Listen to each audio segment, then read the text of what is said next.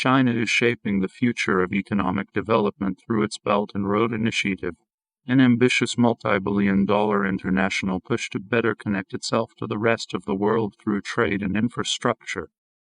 Through this venture, China is providing over 100 countries with funding they have long sought for roads, railways, power plants, ports, and other infrastructure projects.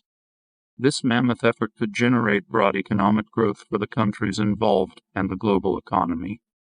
The World Bank estimates that recipient countries' gross domestic product could rise by up to 3.4% thanks to Belt and Road financing. But development often expands human movement and economic activity into new areas, which can promote deforestation, illegal wildlife trafficking, and the spread of invasive species. Past initiatives have also sparked conflict by infringing on indigenous lands. These projects were often approved without the recognition or consent of local indigenous communities. In a newly published study, our team of development economists and conservation scientists mapped the risks Chinese overseas development finance projects pose for indigenous lands, threatened species, protected areas, and potential critical habitats for global biodiversity conservation. We found that more than 60% of China's development projects present some risk to wildlife or indigenous communities. Diverse projects and risks. Our study examines 594 development projects financed by the China Development Bank and the Export-Import Bank of China.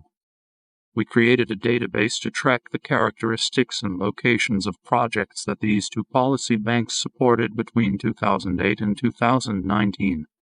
During this period, the banks committed more than us $462 billion in development finance to 93 countries, roughly as much as the World Bank, the traditional global leader in development finance, committed in that time.